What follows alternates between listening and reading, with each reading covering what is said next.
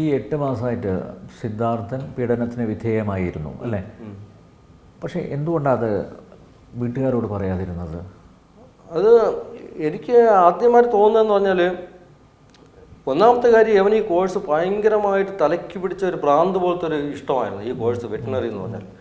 പിന്നെ ആ കോളേജിൻ്റെ അറ്റ്മോസ്ഫിയർ, അതിൻ്റെ അവിടുത്തെ തണുപ്പും കാര്യങ്ങളും അവൻ ആദ്യം മുതലേ ഭയങ്കര ഇഷ്ടമാണ്.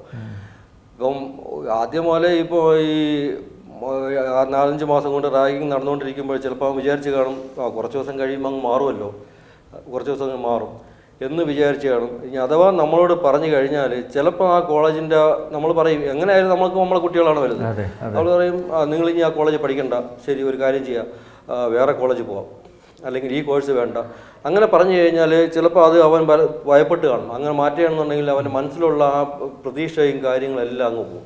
അവന് ഭയങ്കര പ്രതീക്ഷയായിരുന്നു ഈ കോളേജിൽ എന്തൊക്കെ ചെയ്യണം, അവന് ഈ കോഴ്സിൽ എന്തൊക്കെ ചെയ്യണം എന്നുള്ള ഭയങ്കര ഒരു പ്രതീക്ഷയാണ്. വെറുതെ പഠിച്ചിട്ട് ജോലി കിട്ടണമെന്നുള്ള വിചാരമല്ല, PG എടുക്കണം, അത് കഴിഞ്ഞിട്ട് PhD ചെയ്യണം, അത് കഴിഞ്ഞിട്ട് വൈൽഡ് ലൈഫിൽ പോകണം എന്നൊക്കെ പറഞ്ഞിട്ട് ഭയങ്കര ഡ്രീമാവന്. അപ്പോൾ ഇതെല്ലാം നിന്നു പോകുമ്പോൾ നമ്മളോട് പറഞ്ഞു കഴിഞ്ഞാൽ അതുകൊണ്ട് തന്നെയാണ് യവന്മാരെ ക്രൂരതയൊക്കെ ഇത്രയും കാണിച്ചിട്ടും സഹിച്ച് നിന്നത്. അതുകൊണ്ടായിരിക്കും. സുഹൃത്തുക്കൾക്ക് അറിയായിരുന്നു അല്ലേ? സുഹൃത്തുക്കൾക്ക് എല്ലാവർക്കും അറിയായിരുന്നു. ആ സുഹൃത്തുക്കൾക്ക് അവൻ പറഞ്ഞിട്ടുമുണ്ട്, അത് തന്നെ അവർ അന്വേഷണ റിപ്പോർട്ടിലെല്ലാം പറഞ്ഞിട്ടുണ്ട്. ആൻറ്റി റാഗിംഗ് സ്ക്വാഡിൻ്റെ അവൻ്റെ സുഹൃത്തുക്കളോടെല്ലാം പറഞ്ഞിട്ടുണ്ട്.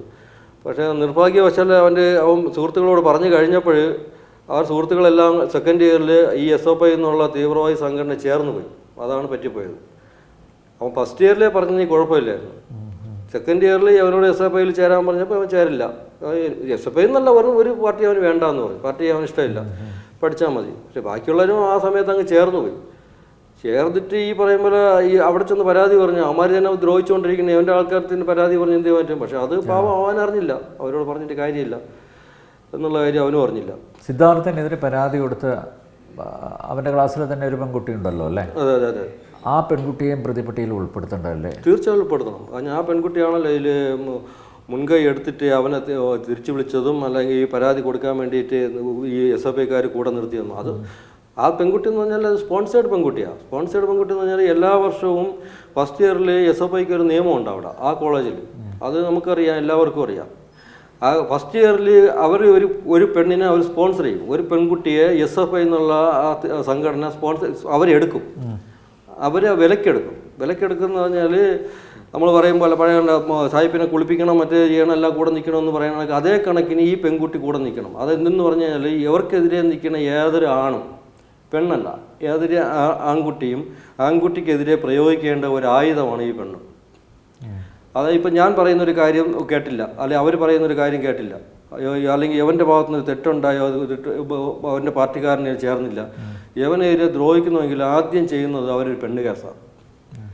അത് ആ ഈ വിദ്യാർത്ഥി സംഘടന ചെയ്യുന്ന കാര്യം തന്നെയാണ് ഇവർ സംഘടന അങ്ങ് അറ്റം വരെ ചെയ്തുകൊണ്ടിരിക്കുന്നത്. ഇപ്പോഴും പെണ്ണ് കേസ് മുന്നേ എടുത്തിട്ടുകൊണ്ടിരിക്കുന്നത്. അവർക്ക് അത് രക്തത്തിൽ അലിഞ്ഞു ചേർന്നിട്ടുണ്ട് പെണ്ണ് കേസിനെടുത്തിട്ട് ആൾക്കാരെ നശിപ്പിക്കണമെന്നുള്ളത്. അപ്പോൾ എവരും ചെയ്യണമെന്ന് പറഞ്ഞാൽ പെണ്ണ് കേസാണ്. ഈ പെണ്ണ് കേസ് ചെയ്യുമ്പോഴേ ആദ്യമായിട്ട് അതിന് വേണ്ടിയിട്ടൊരു പെണ്ണിനെ അവർ റെഡിയാക്കി വയ്ക്കും, ആയുധമായിട്ട് വയ്ക്കും. അതിന് റെഡിയാക്കി വെച്ചിട്ട് ആയുധമാണ് ഈ ബിൻസിയ. ഈ ബിൻസിയ എന്നുള്ള പെണ്ണാണ് അവർ റെഡിയാക്കി വെച്ചിട്ടുണ്ട്. റോൾ നമ്പർ 225 അവൻ്റെ ക്ലാസ്സിലുള്ളത്.